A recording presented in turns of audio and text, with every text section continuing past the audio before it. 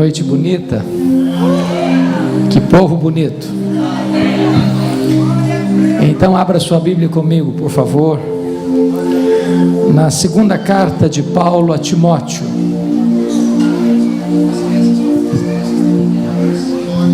As crianças estão liberadas para irem para o departamento infantil. Lá tá fresquinho, tá gostoso, tem ar-condicionado, tem brincadeira. Corre lá, seus canelas, vai lá.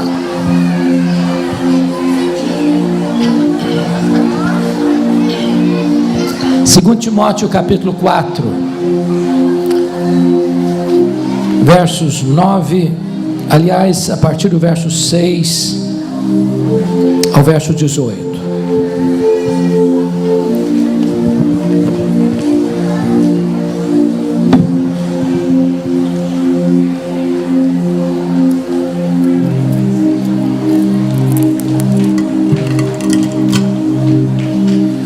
Vocês sabem que esta foi a última carta que Paulo escreveu. E Paulo escreveu esta carta da sua segunda prisão em Roma. Paulo escreveu essa carta já sentenciado à morte, no corredor da morte, aguardando o dia da sua execução. Ele escreve essa carta para seu filho Timóteo, que estava em Éfeso. Este é o último capítulo da carta e estas são as últimas palavras da carta. Essas são as últimas palavras de Paulo registradas na Bíblia antes de ser degolado. Por isso o que ele está dizendo tem muito valor para nós. Se nós queremos profundidade, eis um homem que viveu com profundidade. E ao escrever dessa prisão ele diz para Timóteo assim: Timóteo, quanto a mim já estou sendo oferecido por libação, e o tempo da minha partida é chegado. Combati o bom combate, completei a carreira, guardei a fé. Já agora a coroa da justiça me está guardada, a qual o Senhor reto juiz me dará naquele dia, e não apenas a mim, mas a todos quantos amam a sua vinda. Procura vir ter comigo depressa, porque Demas, tendo amado o presente século, me abandonou e se foi para Tessalônica. Crescente foi para a Galácia, Tito para a Dalmácia. Somente Lucas está comigo. Toma contigo Marcos e traze-o, pois me é útil para o ministério. Quanto a Tíquico, mandei-o até Éfeso. Quando vieres, traz a capa que deixou em Trode, na casa de Carpo, bem como os livros, especialmente os pergaminhos. Alexandre, o latoeiro, causou-me muitos males. O Senhor lhe dará paga segundo as suas obras. Tu guarda-te também dele, porque resistiu fortemente às nossas palavras. Na minha primeira defesa, ninguém foi a meu favor, mas todos me abandonaram. Que isso não lhe seja posto em conta. Mas o Senhor me assistiu e me revestiu de forças, para que por meu intermédio a pregação fosse plenamente cumprida, e todos os gentios ouvissem, e fui libertado da boca do leão. O Senhor me livrará também de toda obra maligna, e me levará salvo para o seu reino celestial. A Ele glória pelos séculos dos séculos. Amém. Eu peço permissão a você para só voltar nesta passagem, já na conclusão da minha fala. Meu propósito nesta noite é apresentar a vocês o apóstolo Paulo. Quem foi este homem que morreu pobre, velho, cheio de cicatrizes, abandonado pelos seus amigos, rejeitado pelos seus irmãos, acusado do crime mais grave do império, o incêndio de Roma?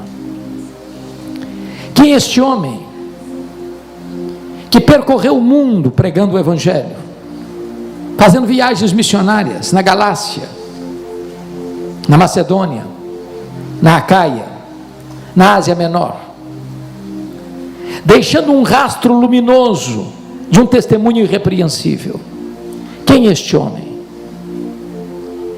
que, embora por onde tenha passado sofreu açoites, apedrejamento, prisões, naufrágios, e é jogado numa masmorra úmida, escura, insalubre, e tirado dali para ser degolado por ordem de Nero, mas é mais influente na história do que todos os Césares de Roma juntos. Quem é este homem? Que escreveu cartas, que influenciou a história, e que inspira ainda hoje milhões e milhões de pessoas aqui e mundo afora. Quem é este homem? Eu gostaria de apresentar a vocês nesta noite este homem. E uma das primeiras referências que nós temos na Bíblia sobre ele está lá em Filipenses capítulo 3, versos 5 e 6, quando diz que foi circuncidado ao 8º dia, da linhagem de Israel, da tribo de Benjamim, hebreu de hebreus, quanto à lei fariseu, quanto ao zelo perseguidor da igreja. Ele era um judeu puro sangue, de uma das mais importantes tribos de Israel. Sabemos à luz de Atos 22, 3, que ele nasceu em Tarso da Cilícia, portanto cidadão romano por direito de nascimento, e foi enviado por seus pais para Jerusalém, onde morava sua irmã, para ser um grande líder do judaísmo, um grande rabino, para estudar aos pés de Gamaliel, neto do famoso rabino Hilel. Sabemos à luz de Gálatas 1,14, que no judaísmo, entre seus pares, ele se destacou pela sua personalidade forte, pela sua capacidade intelectual robusta, pelo zelo que ele tinha pela tradição de seus pais. Tornou-se um homem culto, poliglota, um grande líder, uma esperança para o judaísmo do primeiro século. Mas curiosamente, enquanto Saulo crescia e se fortalecia em Jerusalém, um outro rabino também crescia em Israel, não na famosa e decantada Jerusalém, onde estava o Sinédrio, os mestres da religião judaica, mas na pequena, pobre, esquecida Nazaré da Galileia, não perlustrando os bancos de uma academia, mas trabalhando na urdidura da luta de uma carpintaria com as suas mãos calejadas. Este rabino da Galileia, aos 30 anos de idade, deixa a carpintaria, vai ao Jordão, é batizado por João Batista e dá início ao seu ministério. Diz a Bíblia que ele não ensinava como os escribas e fariseus, mas ensinava como quem tinha autoridade. Os cegos viam, os surdos ouviam, os mudos falavam, os coxos andavam, os leprosos eram purificados, os mortos ressuscitavam, e ele por todo lado pregou o evangelho e libertou os oprimidos do diabo. Isso desperta os ciúmes, a inveja dos membros do Sinédrio.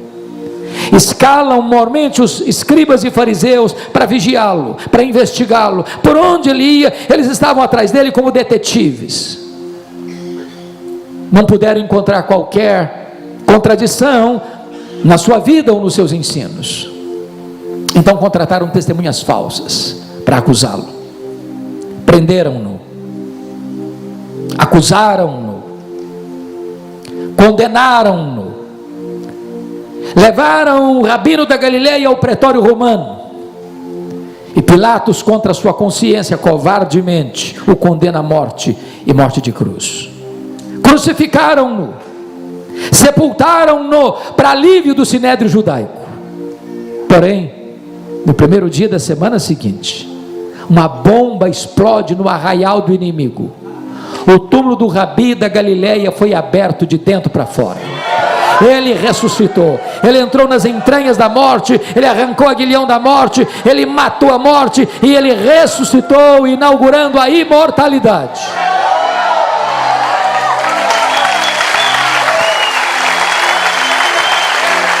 É nesse momento que se levanta Saulo de Tarso como braço de ferro do sinédrio judaico para tentar jogar uma pá de cal neste cristianismo tão sofrido. E Saulo de Tarso recebe 2 títulos no Novo Testamento. Primeiro, uma fera selvagem, é o que está em Atos 9:1. Ele respirava ameaças e morte contra os discípulos do Senhor. E esta palavra no grego é a mesma usada para uma fera selvagem que salta sobre a sua presa para devorá-la. Ele era uma fera selvagem. Se não, vejamos.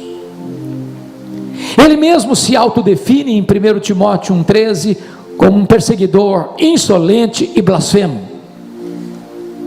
Ele mesmo se autodefine em 1 Coríntios 15,9 como o menor dos apóstolos, que nem tinha direito de ser chamado apóstolo, porque perseguira a igreja de Deus. Lemos em Gálatas capítulo 1, versículo 13, que ele prendia e batia e perseguia e fazia coisas horrendas contra os cristãos, e assim ele devastava a igreja de Deus. Lemos em Atos dos Apóstolos capítulo 8, versículo 3, que ele entrava nas casas, arrastava homens e mulheres, lançando-os na prisão, e assim ele assolava a igreja de Deus.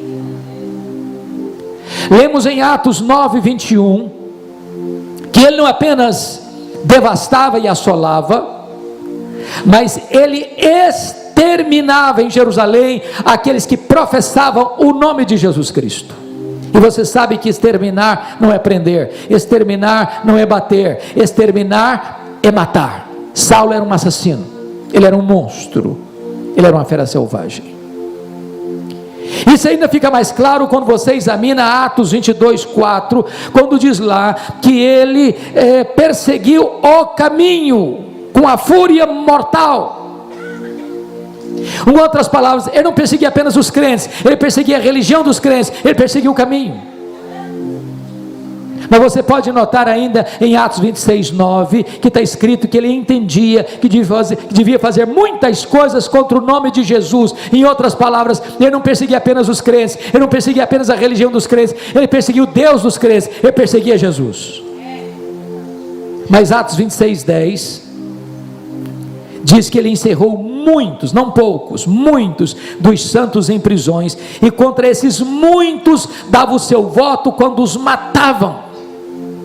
Em outras palavras, ele não mandou matar apenas Estevão, ele mandou matar muita gente em Jerusalém. Ele foi um serial killer, ele foi um assassino em série, ele foi um monstro, ele foi uma fera selvagem. Isso ainda fica mais claro quando você examina Atos 26:11, quando muitas vezes, em todas as sinagogas, ele perseguia os crentes, ele batia nos crentes, forçando-os a blasfemar. Em outras palavras, ele não respeita domicílio doméstico, ele não respeita ambiente religioso, ele não perseguia os crentes apenas fisicamente, mas também emocional e psicologicamente. Ele entrava numa sinagoga e dizia: ou você nega Jesus ou eu te prendo, ou você nega Jesus ou eu te bato, ou você nega Jesus ou eu te mato. Ele era uma fera selvagem. Mas o Novo Testamento nos oferece um segundo retrato deste homem. Ele era também um touro indomável. Isso está em Atos 26:14, quando o próprio Senhor Jesus aparece para ele e diz: Saulo, Saulo, por que me persegues? Dura coisa te é recalcitrares contra os aguilhões. Eu fui criado numa região rural, e já vi muitas vezes um boi indócil sendo amansado para o trabalho doméstico. E o principal instrumento para amansar um touro bravo é o aguilhão, é o ferrão. Às vezes nós imaginamos que o Espírito Santo só começou a trabalhar em Saulo de Tarso lá no caminho de Damasco. Isso não é verdade. Toda vez que Saulo entrava numa sinagoga e batia nos crentes e forçava os crentes a blasfemar, e em vez desse crente blasfemar, ele preferia morrer pela sua fé a negar o nome de Jesus. Era o Espírito Santo ferroando esse touro bravo, era o Espírito Santo usando o aguilhão para ferroar esse touro bravo, para que esse touro bravo se amansasse. Mas esse touro bravo não quer ser amansado, até o dia que esse touro bravo vai para Damasco, respirando ameaças e morte contra os discípulos do Senhor Jesus. E de repente, o domador de touro bravos troveja desde as alturas e joga esse touro bravo no chão e diz: Saulo, Saulo, por que me persegues? Dura coisa te é recalcitrares contra os aguilhões. O touro bravo está caído, o touro bravo está vencido, o maior perseguidor do cristianismo está convertido. Fecha-se aqui o primeiro capítulo da sua vida, abre-se um novo capítulo, a preparação de Saulo para o ministério.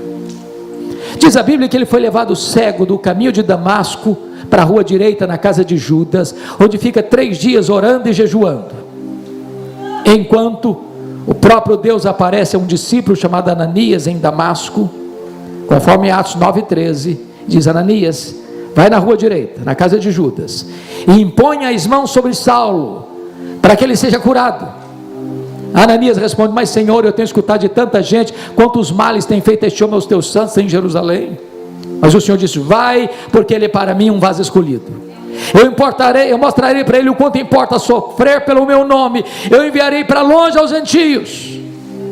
E diz a Bíblia que Ananias foi e impôs as mãos sobre ele. Ele ficou curado, ele foi cheio do Espírito Santo e ele foi batizado. Agora olha comigo por favor, Atos 9,20, o que acontece? Logo que ele foi curado, logo que ele foi batizado, logo que ele foi revestido com o poder do Espírito Santo, diz Atos 9,20, que ele começa a pregar em todas as sinagogas, afirmando que Jesus é o Filho de Deus. Agora por favor confira Atos 9,22, está escrito aí: Saulo mais e mais se fortalecia, confundindo os judeus, demonstrando que Jesus é o Cristo, o Messias. Eu pergunto a vocês, há alguma diferença entre o que ele fez no verso 20 para o que ele fez no verso 22? No verso 20 ele declara, ele afirma que Jesus é o Filho de Deus, mas no verso 22 ele demonstra que Jesus é o Messias, que Jesus é o Cristo. Demonstrar é provar uma tese detalhada, meticulosa e exaustivamente. Há uma profunda diferença. A grande pergunta é: quanto tempo durou entre o que ele fez no verso 20 para o que ele fez no verso 22? Atos não responde essa pergunta, mas a resposta está lá em Gálatas capítulo 1, versículos 15 a 18. Diz que logo que ele foi convertido, ele não sobe aos que eram apóstolos antes deles em Jerusalém, mas ele parte para a região da Arábia, e lá ele fica 3 anos, e Gálatas 1,18 diz que depois desses 3 anos, ele volta outra vez para Damasco. A grande pergunta: o que ele ficou fazendo 3 anos na Arábia? E a resposta é: um seminário intensivo com o Senhor Jesus. A teologia que ele aprende, ele não aprende aos pés de um mestre humano, como aprenderam o judaísmo aos pés de Gamaliel. Ele aprende por revelação direta do Senhor Jesus Cristo. Nesses 3 anos certamente ele releu e releu o Antigo Testamento, e começa a perceber que aquele Jesus que ele perseguira, de fato era o Cristo, de fato era o Messias. Convencido desta verdade, agora diz Gálatas 1,18, que ele retorna outra vez para Damasco, e é exatamente nessa volta que se encaixa Atos 9,22, Saulo mais e mais se fortalecia, confundindo os judeus, provando, demonstrando que Jesus é o Cristo. O que acontece com ele? Os judeus querem matá-lo, e precisa fugir de noite, dentro de um cesto, muralha abaixo, de forma humilhante. Para onde ele vai agora? Confira comigo Atos 9,26. Agora ele vai subir para Jerusalém, e eu preciso muito da sua atenção, porque quero levantar uma tese aqui agora, e preciso muito que você acompanhe o meu raciocínio. E a tese que eu quero levantar é essa: às vezes nós imaginamos que Saulo foi poderosamente usado nas mãos de Deus desde a sua conversão. Isso não é um fato. Saulo precisou aprender uma das mais importantes verdades do cristianismo que você e eu precisamos aprender: a chamada doutrina da nova aliança. Doutrina essa que o próprio Paulo vem ensinar mais tarde na sua segunda carta aos Coríntios, a partir do capítulo 2, verso 14, quando ele diz: graças porém a Deus, que em Cristo sempre nos conduz em triunfo, e por meio de nós manifesta a fragrância do seu conhecimento, tanto nos que são salvos, como nos que se perdem. Para uns cheiro de vida para vida, para outros cheiro de morte para morte. Mas quem porém é suficiente para essas coisas? A pergunta fica no ar no capítulo 2, verso 16, e a resposta só chega no capítulo 3, versos 4 a 6, quando ele diz que a nossa suficiência vem de Deus. O que é velha aliança? Eu vou explicar. Quando Moisés desceu do monte com as tábuas da lei, o povo disse para Moisés assim: tudo que o Senhor falou, nós faremos. Eu pergunto a vocês: fizeram? Resposta: não. Por que não fizeram? Faltou sinceridade? Resposta: não, faltou poder. A velha aliança diz: tudo depende de mim, nada depende de Deus. Pois a nova aliança diz: tudo depende de Deus, nada depende de mim, a nossa suficiência vem de Deus. Então a tese que eu quero levantar agora é que quando Saulo sobe para Jerusalém, ele está governado ainda pela velha e não pela nova aliança. E por quê? Quando Saulo sobe para Jerusalém, ele sobe na expectativa de ser o grande líder da igreja em Jerusalém. E ele tinha motivos para isso. Primeiro, todos os apóstolos de Jesus eram galileus, e você sabe que aqui na Judéia, no sul, os galileus lá do norte são considerados gente de segunda categoria, eram desprezados. Tanto é fato que quando aconteceu o Pentecostes, a multidão se ajunta e cheio de ceticismo perguntou assim: mas o que quer isso dizer? Outros disseram: esquece, são galileus, estão bêbados. Saulo pensou: aqui na Judéia esses galileus não vão conseguir nada não. Segunda razão: os apóstolos de Jesus eram homens iletrados, pois Jerusalém era a capital intelectual da teologia, ali estavam os grandes mestres da religião judaica. Saulo pensou: além de galileus, são iletrados, aqui não vão conseguir nada. Aí Saulo deve ter pensado assim: bom, eu tenho o melhor currículo, eu tenho o melhor preparo, fui criado aos pés de Gamaliel, conheço os corredores do poder eclesiástico, vivi nessa cidade, eu sou o homem preparado com o melhor currículo e performance para botar essa obra aqui para frente.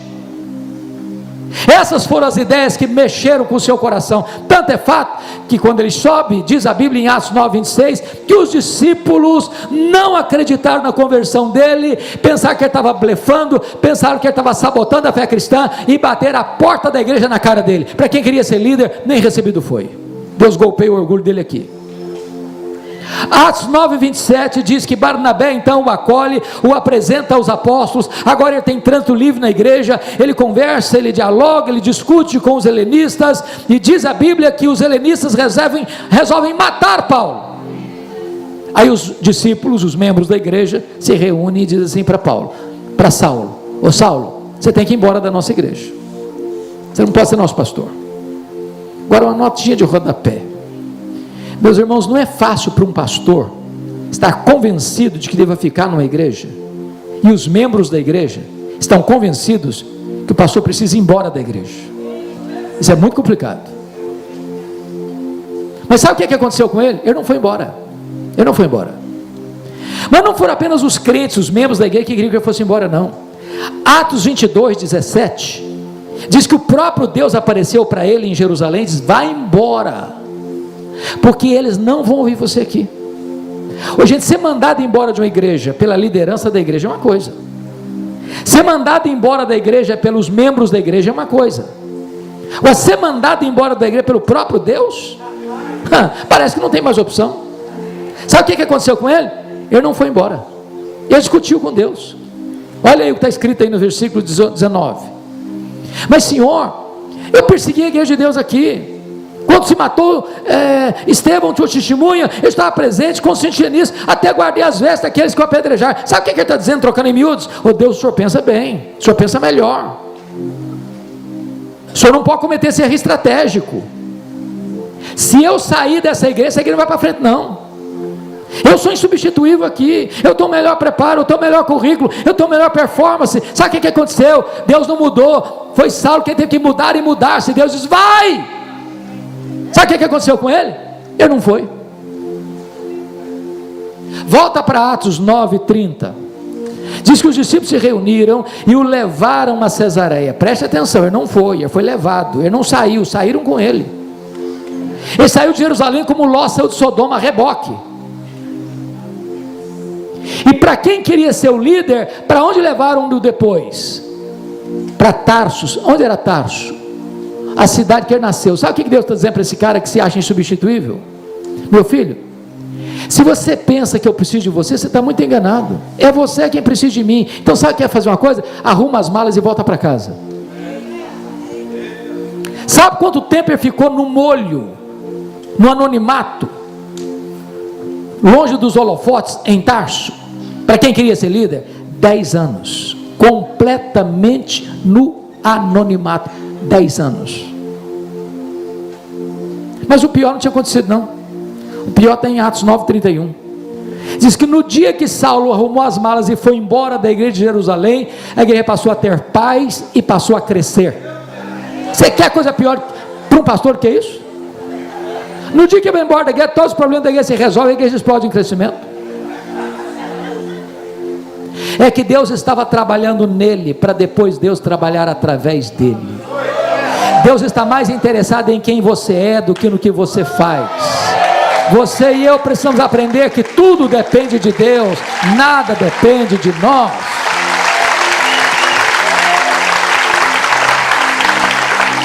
Dez anos depois explode um avivamento em Antioquia da Síria, terceira maior cidade do mundo. A igreja de Jerusalém manda para lá Barnabé, e quando Barnabé chegou e se alegrou ao ver a graça de Deus prosperando, se lembrou de Saulo e foi lá em Tarso buscá-lo. E eles ensinaram durante um ano uma multidão de discípulos. Quando de repente a igreja está orando e jejuando, e o Espírito Santo diz: separai-me agora a Barnabé e a Saulo para a obra a que os tenho chamado. Preste atenção, aqui o Espírito Santo mandou separar. Não foi Saulo e Barnabé, foi Barnabé e Saulo. Já foi reserva alguma vez? Pois ele não era o titular, ele era o reserva. Deus estava trabalhando nele ainda. Até que chega em Pafos, o procônsul Sérgio Paulo se interessa em ouvir o evangelho, mas o seu mágico a tiracolo, Elimas, tenta impedir o procônsul de se converter. Diz a Bíblia que Saulo, então cheio do Espírito Santo, se dirige a um mágico assim: ó servo do diabo, até quando perverterás os retos caminhos de Deus, pois ficarás cego. O mágico fica cego, os olhos do procônsul se abrem, e a partir dali, Paulo deixa de usar o seu nome judaico Saulo, para usar o seu nome romano Paulo, e a partir dali ele se transforma no maior líder do cristianismo. Sabem por quê? Porque entendeu uma verdade: tudo depende de Deus, nada depende de nós. Diz Gálatas capítulo 4, que Paulo pregou o evangelho pela primeira vez na Galácia por causa de uma enfermidade física, e certamente ele pegou essa enfermidade física em Antioquia da Pisídia, conforme Atos 13:13, quando foi que o jovem João Marcos abandonou os 2 missionários. Tudo nos faz crer que aquele espinho na carne, mensageiro de Satanás, para lhes bofetear, para que ele não se ensoberbecesse, foi uma enfermidade física que ele contraiu no meio do caminho, porque não consta a Bíblia que ele tenha saído de Antioquia doente, mas consta a Bíblia que ele chegou no primeiro destino da viagem missionária, da primeira viagem missionária, doente. Talvez uma malária, que dava uma dor de cabeça alucinante, afetando a visão. E tanto é fato que quando ele chega na Galácia, os crentes, se pudessem, arrancariam os próprios olhos para dá-los a Paulo. E é lá eles pregam, e lá eles plantam igrejas, e lá eles estabelecem liderança, e lá eles deixam igrejas firmes na graça, e de lá eles retornam para a igreja enviadora, conforme Atos 14, notem comigo, versos 26 e 27. Ao chegarem e reunir a igreja, e relataram quantas coisas fizera Deus, e como Deus abrira a porta do evangelho para os gentios. Nota de rodapé: há espaço para testemunho na igreja, mas não há espaço para projeção humana na igreja. Eles não relataram quantas coisas fizeram eles relataram quantas coisas fizera Deus. Quem faz a obra é Deus, nós somos apenas os instrumentos. Agora, nota uma coisa importante: não há crescimento de igreja sem problemas. Toda igreja que cresce, ela enfrenta problema. Atos 15:1 diz que quando os membros da seita dos fariseus ouviram que os gentios estavam sendo convertidos e agregados à igreja, sem passar pelo ritual da circuncisão, eles desceram e falaram para esses crentes assim: se vocês não se circuncidarem, vocês não poderão ser salvos. Mas isso não é evangelho. E se agregar ao sacrifício perfeito de Jesus alguma coisa a mais. Isso é dizer que sua fé em Jesus não é suficiente para a salvação. Então não dá para sair para uma segunda viagem missionária sem corrigir a rota doutrinária da igreja. Preste atenção no que eu vou lhes dizer. quando a teologia está ruim, quanto mais se prega, pior fica. É preciso que a teologia esteja boa para fazer obra missionária. Então se reuniu um concílio em Jerusalém, os apóstolos, os presbíteros discutiram, trataram do assunto, deram testemunho, escreveram a decisão, mandaram a comissão para as igrejas para ler a decisão tomada. É só a fé em Cristo para a salvação e pronto. Não se agrega mais nada à obra que ele fez na cruz. Então agora a teologia está boa. Atos 15, 36 a 41, Paulo chega para Barnabé e diz: Barnabé, vamos voltar para visitar aqueles irmãos, para fortalecer aquelas igrejas. Barnabé disse: vamos sim, Paulo, com um detalhe, eu gostaria de levar meu primo Barnabé, o meu primo João Marcos com a gente. Paulo responde assim: eu não acho justo levarmos aquele que nos abandonou desde perto da Panfilha, comigo ele não vai não. É claro que esse texto está num tom muito polido. Eu vou parafrasear o que eu acho que aconteceu. Acho que foi mais ou menos o seguinte: ô Barnabé, eu estou tão feliz. É mesmo, Paulo? Você viu o resultado daquele concílio em Jerusalém? Que bênção, que decisão sábia, que decisão bíblica, que decisão boa. Agora o caminho está aberto, Barnabé, vamos voltar? Vamos sim, Paulo. Ô Paulo, você lembra do meu primo? É claro, né, Barnabé, que eu lembro do seu primo. Você acredita que ele está querendo voltar com a gente? Paulo fechou a cara. Você está de brincadeira, né, Barnabé? Não, ele quer voltar com a gente. Pois é, Barnabé, comigo esse rapaz não vai não. Não, Paulo, mas ele amadureceu, ele vai ser uma bênção para a gente agora. Comigo ele não vai não, Barnabé. Não, Paulo, mas você tem que dar uma chance para o menino. Comigo ele não vai não, Barnabé. Ô Paulo, você está sendo meio radical, você está sendo muito duro. Comigo ele não vai não, Barnabé. Ô Paulo, vamos dar uma chance. Comigo ele não vai, Barnabé. Houve tal desavença entre Paulo e Barnabé por causa desse moço Marcos ou João Marcos, que eles não caminharam juntos mais. Agora pensa, pastor Fred, se não tivesse um Barnabé na vida do Marcos, já se sentiu descartado alguma vez? Você se sentiu persona não grata alguma vez? Bendito seja Deus que o Barnabé pegou o Marcos e levou lá para Chipre. Esse Marcos foi uma benção, cresceu, mais tarde foi discipulado por Pedro. O primeiro evangelho a ser escrito, Marcos, foi escrito por ele. Paulo queria ir para a Ásia juntamente com Silas, Deus não deixou. Aí ele escuta uma visão, num varão macedônio gritando para ele: passa a Macedônia e ajuda-nos. E ele entra na Macedônia, ele entra no Ocidente, ele entra naquilo que chamamos de Europa, e louvado seja Deus. É por isso que você e eu estamos aqui nesta noite, não mergulhado no ocultismo e no paganismo, porque a mão de Deus inclina a obra missionária para o Ocidente. Paulo chega em Filipos, colônia romana. Eu acho maravilhoso isso, porque quem dá a direção missionária para a igreja é Deus, mas quem escolhe os melhores métodos somos nós. Se você perceber com muito cuidado, Paulo só vai se fixar em cidades estratégicas. Filipos era colônia romana, Tessalônica era a capital da Macedônia, Bereia, importante cidade da Macedônia, Atenas, capital intelectual do mundo, Corinto, capital da Caia, Éfeso, capital da Ásia Menor. O que Paulo entende é o seguinte: se você vai plantar uma igreja, escolha lugares estratégicos para plantar uma igreja, para que ela possa influenciar toda a sua micro-região. Porém, mesmo quando Deus dirige os seus passos, mesmo quando você escolhe os melhores métodos, você enfrenta dificuldades. Ele foi preso e açoitado em Filipos, ele foi escorraçado de Tessalônica, ele foi enxotado de Bereia, ele foi chamado de tagarela em Atenas, ele foi chamado de impostor em Corinto, ele enfrentou feras em Éfeso. Quando ele voltou da primeira viagem missionária, lá mesmo em Antioquia, ele escreveu sua primeira carta aos Gálatas. Lá de Corinto, ele escreveu as 2 cartas aos Tessalonicenses. Lá de Éfeso, ele escreveu as 2 cartas aos Coríntios. Aqui acontece um dos grandes avivamentos da história. Éfeso era uma das cidades mais importantes do mundo, com mais de 300 mil habitantes. Hospedava o templo de Diana, uma das 7 maravilhas do mundo antigo. Uma cidade idólatra, uma cidade feiticeira. E Paulo, em 3 anos que fica ali, ele desarticula a idolatria da cidade. Os livros de magia são queimados em praça pública, e a palavra de Deus prospera e prevalece naquela cidade. Igrejas são plantadas em toda a região: Esmirna, Pérgamo, Tiatira, Sardes, Filadélfia, Laodiceia, Hierápolis, Colossos. Mas Paulo tinha assumido um compromisso com os líderes da igreja de Jerusalém, em Gálatas 2, versículo 10, que ele iria para os gentios, mas ele não se esqueceria dos pobres. E é por isso que no período do governo Cláudio, conforme Atos 18, 2, houve uma grande fome no mundo, e os judeus foram expulsos de Roma, e tem judeus em Jerusalém, na Judéia, pobres, não tem casa, não tem propriedades, não tem colheitas, não tem lavouras, e Paulo faz uma grande coleta entre as igrejas gentílicas, para socorrer os crentes judeus.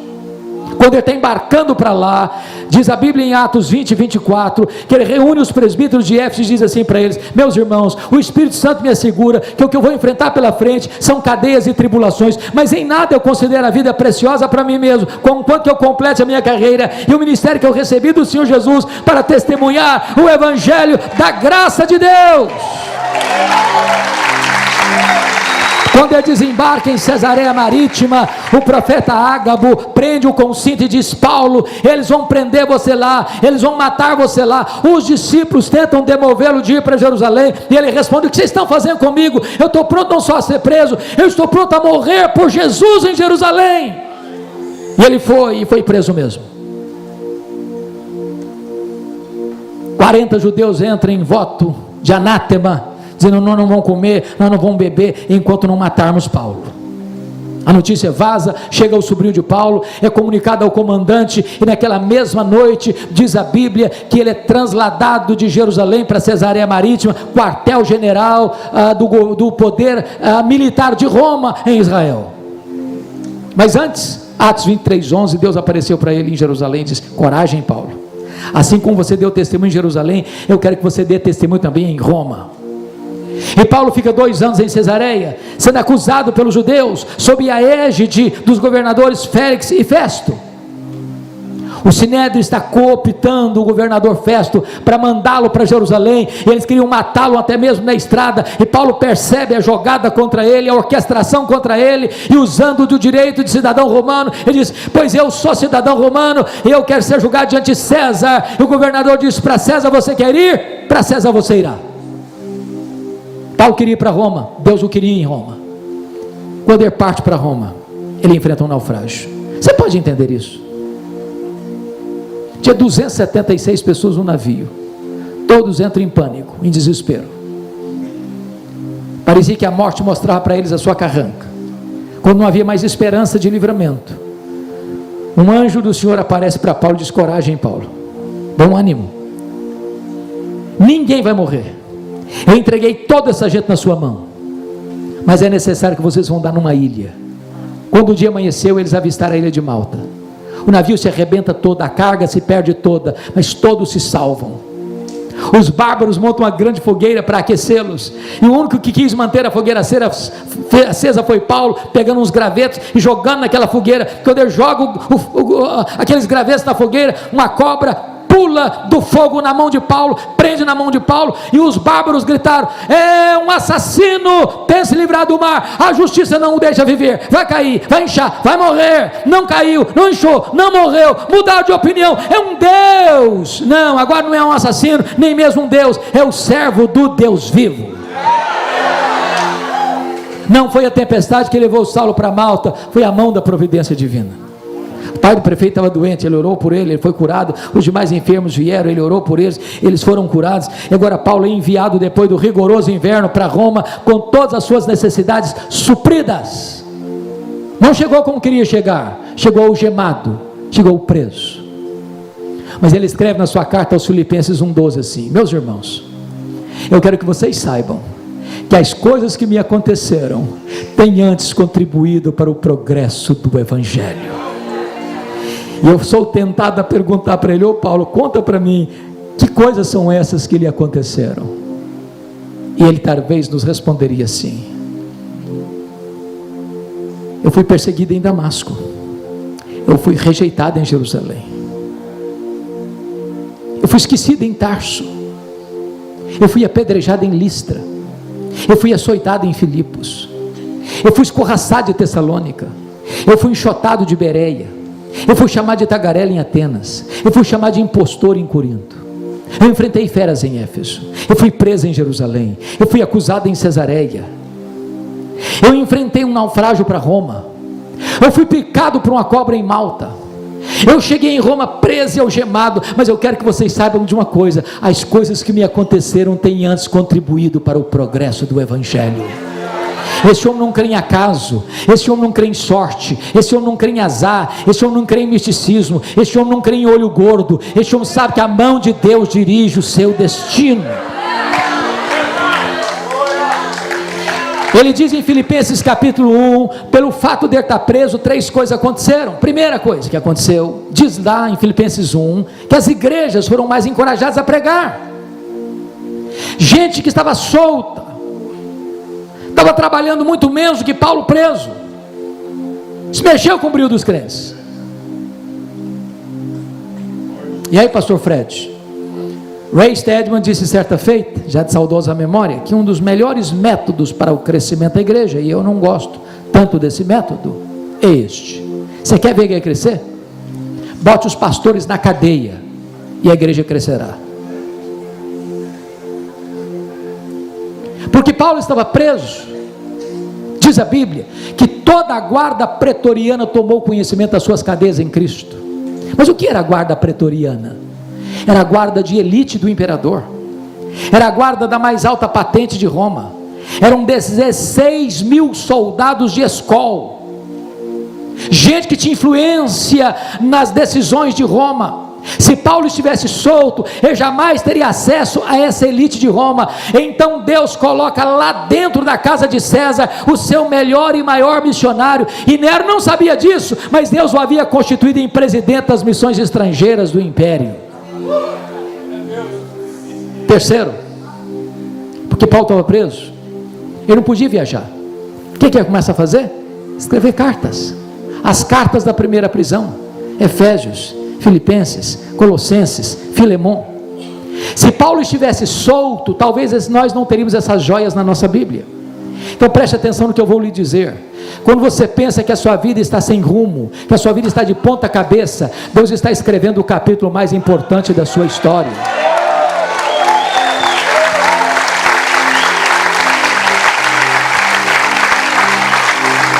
Dessa primeira prisão, Paulo orou para sair, Paulo pediu oração para sair e saiu, mas não saiu para se aposentar. Preste atenção, não tem aposentadoria no reino de Deus. Eu não sei se eu tenha, num grupo tão bonito de jovens que nós temos aqui, se tem gente aposentada aqui. Pois bem, se você está aposentado, está começando uma nova fase da sua vida, mais importante para o seu trabalho para Deus. Você tem mais tempo, você tem mais recursos, e Deus lhe tem dado saúde. Use o seu tempo, use a sua saúde, use os seus recursos para fazer a obra de Deus. Não vista um pijama, não deite numa cadeira de balanço. Deus tem muita coisa para fazer na sua vida e através da sua vida.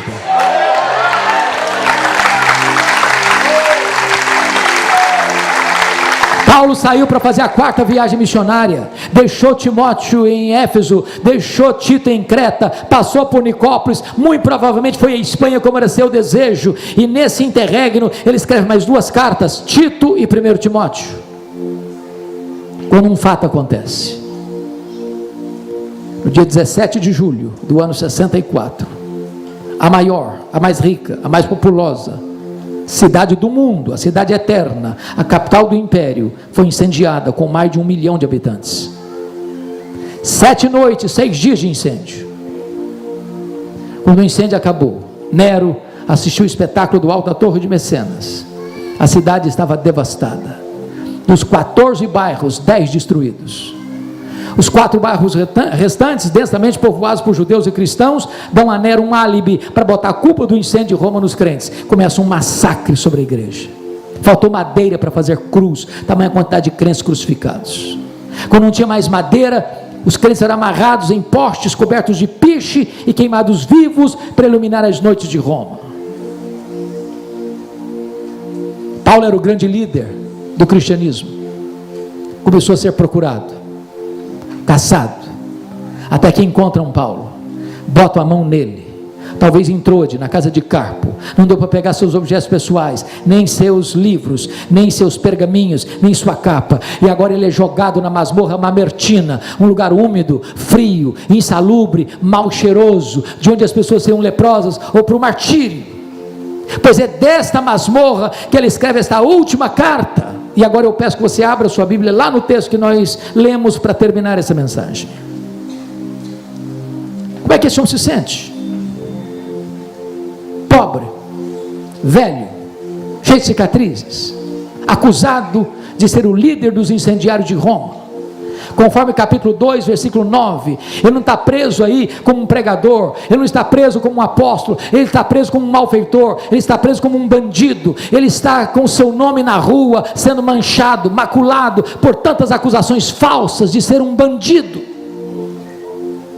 Conforme ele diz no capítulo 1, versículo 15, todos os da Ásia o abandonaram. Conforme ele diz no capítulo 1, versículo 8, até Timóteo está com vergonha dele. Conforme ele diz no capítulo 4, 16, quando marcaram uma audiência, a primeira defesa dele, para que ele apresentasse testemunhas, ninguém foi a seu favor. Como é que ele se sente? E no versículo 7 ele vai fazer uma avaliação do seu passado e diz assim: meus irmãos, eu combati o bom combate, eu completei a carreira, eu guardei a fé. Todos os verbos estão no passado. O que eu acho bonito é que quando a gente vai ficando mais velho, tem briga que a gente não quer brigar mais, tem combate que a gente não quer combater mais. Se o combate é bom, você combate. Se ele não for bom, deixa para lá. Lá em Atos 20, 24, completar a carreira era um sonho e um projeto. Agora eu disse, eu completei a carreira, agora é um testemunho de vida. Ele diz, eu guardei a fé, enfrentei muitos ventos de doutrinas, mas nunca prostituí meu ministério, nunca vendi minha consciência, nunca abri mão da verdade, eu guardei a fé.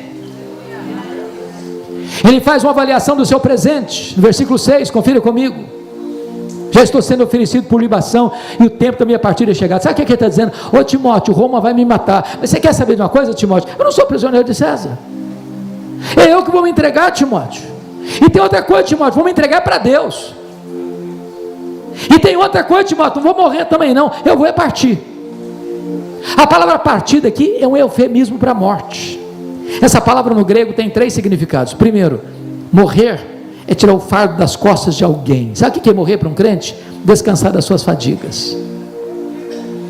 Oh irmãos, nós pastores, quantas vezes vamos no hospital visitar uma ovelha surrada pela doença, pele e osso, tomando morfina, balão de oxigênio, sofrendo terrivelmente, até o dia que o Senhor chega e diz, chega filho, vem para casa, vem descansar, chega de balão de oxigênio, chega de morfina, chega de angústia, chega de dor, vem para casa, está na hora de descansar.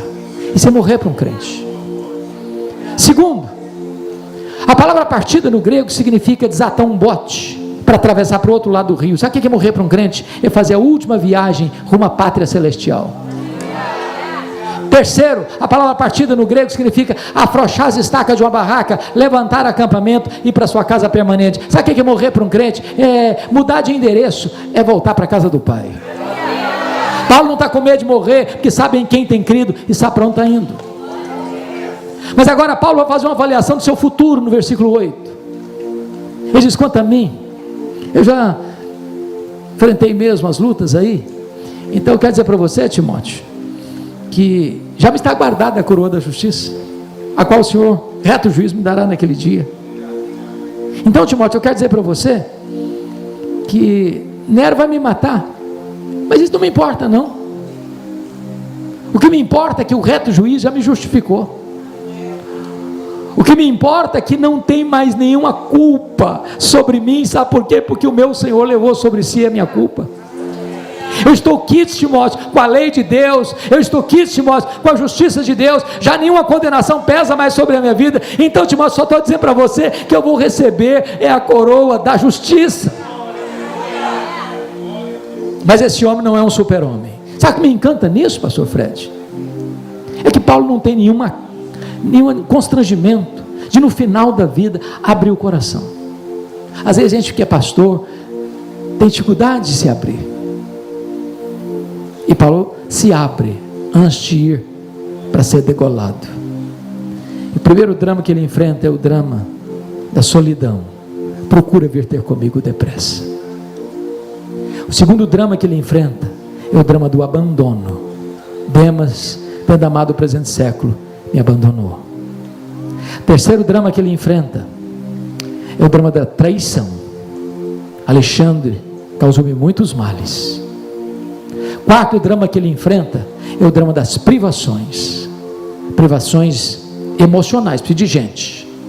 Privações mentais, precisa de leitura, de livro para ler. Terceira privação, física. O inverno está chegando e ele não tem uma capa velha para usar. Quantas vezes você tem cama para dormir, tem casa para morar, tem roupa para vestir, tem comida sobre a mesa, está murmurando e reclamando da vida. Quinto drama que ele enfrenta, o drama da ingratidão. Na minha primeira defesa, ninguém foi a meu favor. O que me impressiona no versículo 17 é que ele diz o seguinte: mas o Senhor me assistiu e me revestiu de forças, para que por meu intermédio a pregação fosse plenamente cumprida. Eu quero dizer para você que ainda que as pessoas decepcionem você, deixem você, Deus nunca vai abandonar você, Deus nunca vai desamparar você, Deus nunca vai deixar de ser o seu sustentáculo e carregar você nas suas mãos onipotentes. Mas eu termino aqui. Quis Deus que este último momento da vida de Paulo não fosse registrado na Escritura, mas eu vejo esse momento.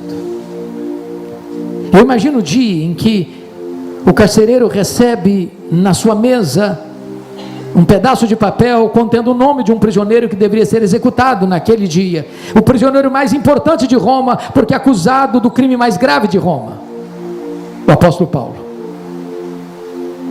Eu imagino esse homem se levantando da sua cadeira, pegando um pesado molho de chaves, pegando um facho de fogo, de luz, caminhando com passos largos e pesados, e chegando bem naquela porta de ferro, abrindo aquela porta de ferro, entrando naquela masmorra escura e gritando: prisioneiro Paulo, prisioneiro Paulo, prisioneiro Paulo.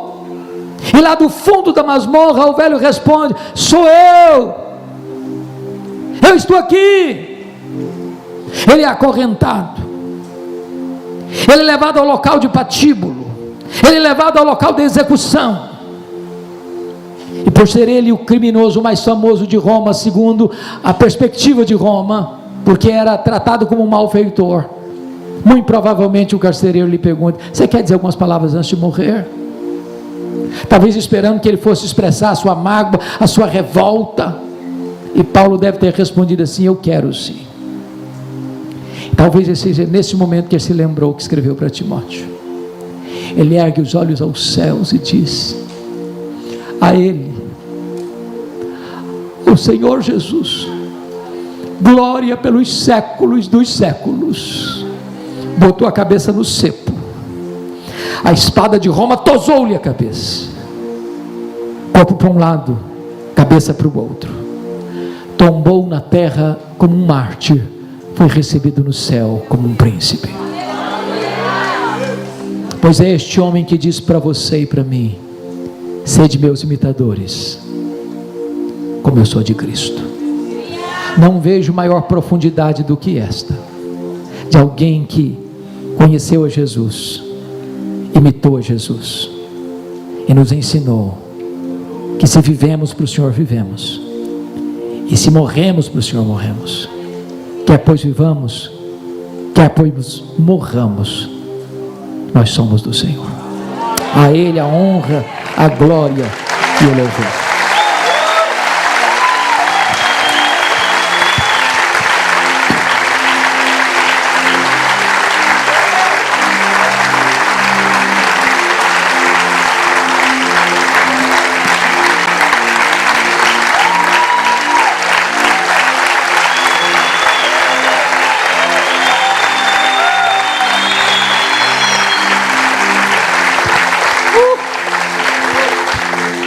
Põe a mão no teu coração. Jesus, Jesus, que coisa linda, Senhor. Nos ajuda, Pai. Nos ajuda, Senhor, a cumprir o teu chamado, a cumprir a tua palavra. nos ajuda a discernir os caminhos que o Senhor tem para nós, não aqueles que nós queremos, mas aqueles que têm a ver com o nosso propósito.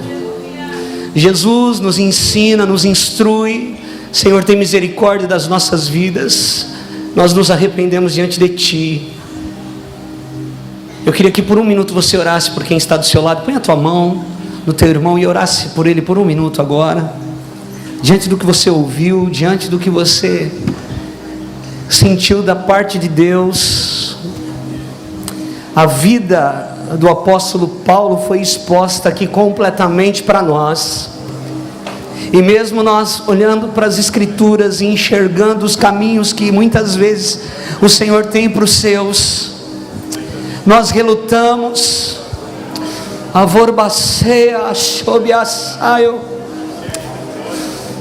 Jesus, levanta homens e mulheres aqui no Tiro Leste, Senhor, que não vão se importar quando aquilo que nós queremos não aconteça, porque nós sabemos que se entregamos a nossa vida ao Senhor,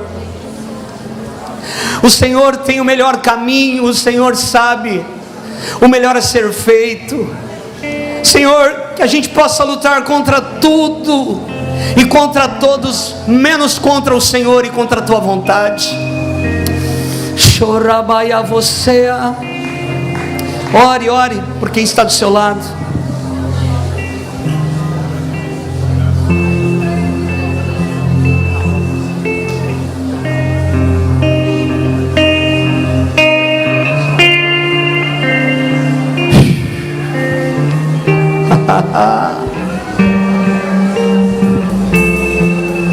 Nada vai roubar tua glória, nada vai roubar tua glória.